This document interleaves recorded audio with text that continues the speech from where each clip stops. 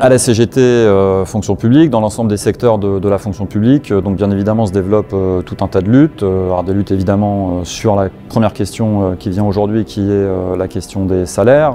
Il y a eu une mesure totalement insuffisante d'augmentation de la valeur du point d'indice qui était gelée depuis maintenant de longues années, donc niveau très insuffisant. Donc les personnels sont déterminés à se battre sur cette question-là, et donc il y a de nombreuses luttes sur toutes les questions salariales.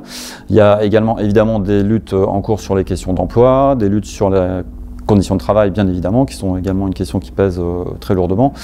Et puis plus largement, en fait, et en lien avec tout ça, une bataille pour le service public, parce que les personnels, ils ont vraiment le sentiment que leur mission au service de l'intérêt général, elle est aujourd'hui clairement pas reconnue, et qu'à travers leur situation, c'est bien la question du service public et donc aussi une question d'intérêt général qui est posée. Donc c'est voilà, c'est aujourd'hui vraiment autour de ça que sont menées les luttes, et c'est autour de ça que la CGT travaille dans la fonction publique. La CGT aujourd'hui, elle reste la première organisation dans la fonction publique. Pour autant, évidemment, on n'a absolument pas dans l'idée que nous pourrions à nous tout seuls changer la donne, même si voilà, quand on est la première organisation, on a une responsabilité particulière. Et donc la CGT, comme elle l'a fait tout au long des dernières années, eh bien, elle mène l'ensemble de ses combats de la manière la plus unitaire possible. Elle le fait dans la fonction publique, elle le fait aussi plus largement.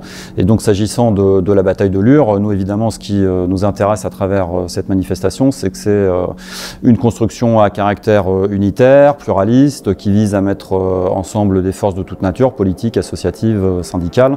Et c'est vraiment à travers une construction de ce type, puisqu'il s'agit d'une bataille d'intérêt général et que le service public est une bataille d'intérêt général, que nous pensons que nous serons en capacité de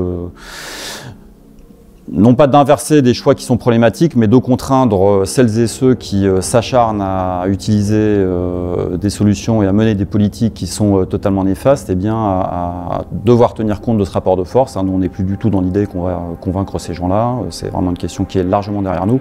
Donc très clairement, pour ce qui nous concerne, il s'agit de construire le rapport de force, et on pense que plus on sera nombreux à vouloir construire un rapport de force autour d'exigences démocratiques d'intérêt général, plus nous serons en capacité, eh bien, de peser sur le cours des choses de manière positive et offensive. Parce qu'il faut que nous nous battions toutes et tous ensemble pour le service public, eh bien, au mois de mai, le rendez-vous le plus important, eh bien, c'est à Lure, les week-ends des 12 et 13 mai.